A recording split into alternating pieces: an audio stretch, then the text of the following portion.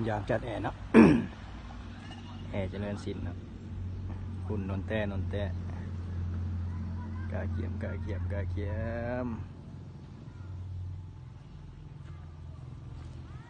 ตอนนี้เพื่อนกำลังกินข้าวเนาะพาทีมงานเพื่อนกินข้าว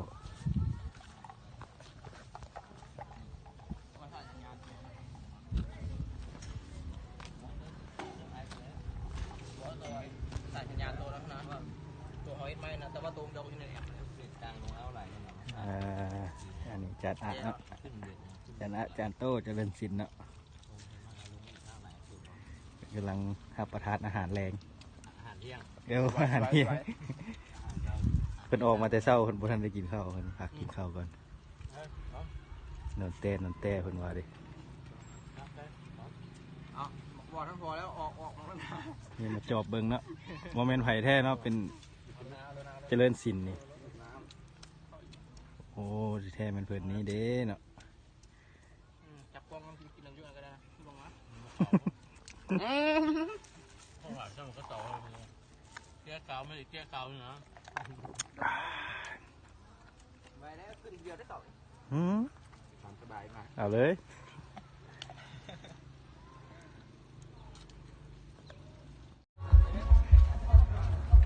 ยังโสดบัดทุกคนเด้ออันนี้ก็โสดเนี่ยมือแรงมาจับเพิ่นได้เนี่ยเต้นบ้างเลยเต้นบ้างอยู่เด้อเต้นบ้างอยู่เป็นอย่างเนาะ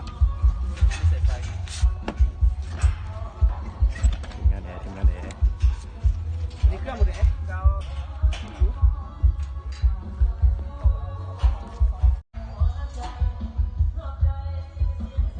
ทีมงานแอร์ปุ่นนนแต้เนาะเกียมติดตั้งเวทีเนาะกับเครื่องเสียง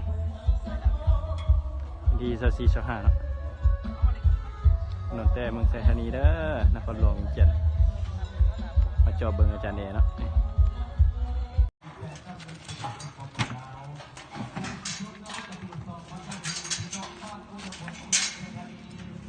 ที่บ้านโนนแต้เมืองไทยธานี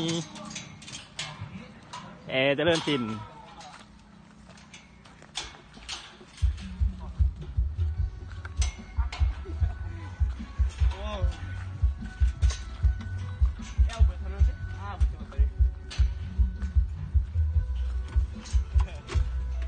หน่วยรายงานเนาะอัดอย่างเดียวมาแอร์เพิ่นกำลังแน่อยู่กำลังแน่ที่ยิงกันเนี่ย